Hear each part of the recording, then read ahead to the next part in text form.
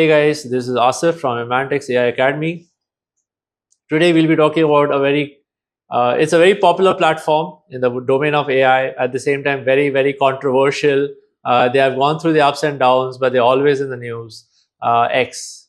So supported by Elon Musk and his pretty large set of companies and investments, xAI has been, arguably one of the very popular AI platforms for multiple reasons. Right now, is really making waves on their video generation platform, but we'll come to that as we discuss further. So again, from a funding perspective, xAI is funded by Elon Musk, so they don't need any external funding per se.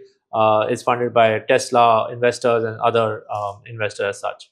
On the kind of models that they offer, the series that they offer is Grok, and that's been the series of models that they offer. Currently, there have been, like, there was Grok 3 a few months back, and the recent model that they offer is Grok 4.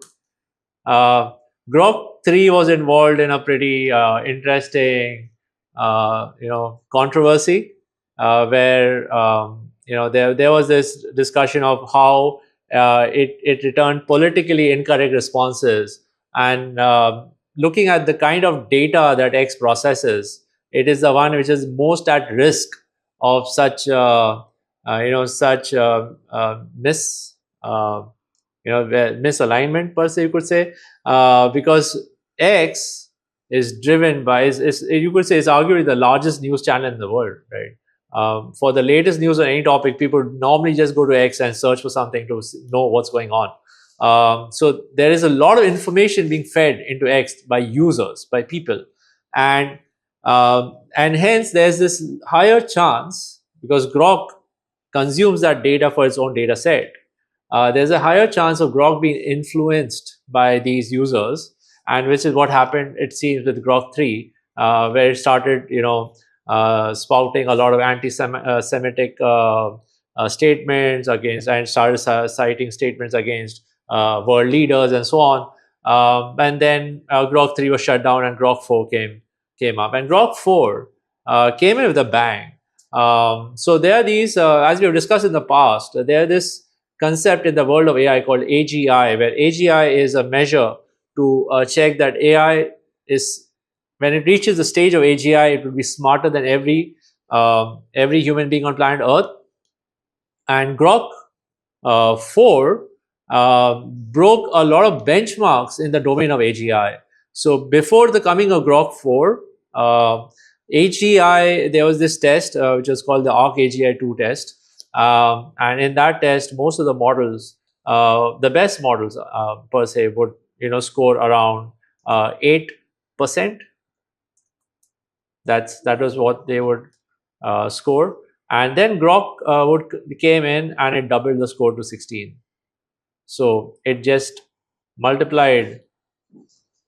You just went up from 8% as all the models were standing at a particular layer, and then Grok 4 comes in and it just bumps up the benchmark by almost double of what all other models were doing. So Grok 4 comes in a few flavors. There's Grok 4 Code, which is essentially their coding, Grok 4 Code Fast. It is their coding model. It does a decently good job in software development. It is the fastest software development model available today. Then there is Grok 4 Heavy, which is the one which actually broke all the benchmarks. This model is pretty expensive. I think in general, people do not use this model for day-to-day tasks and for software development or any other platforms per se. So it's used for like research work and very specialized tasks per se. This is the model that is scored 16% in the ARC-AGI 2 test.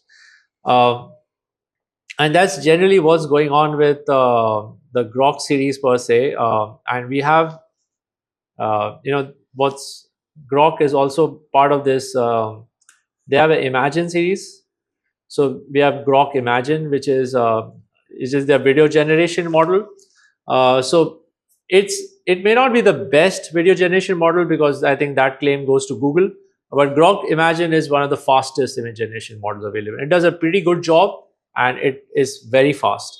So if you compare it to Google, Google does better videos, but it takes more time. Grok Imagine does videos very quickly. It may not be as good, but it's pretty good. That's it about Grok. Yeah, thank you.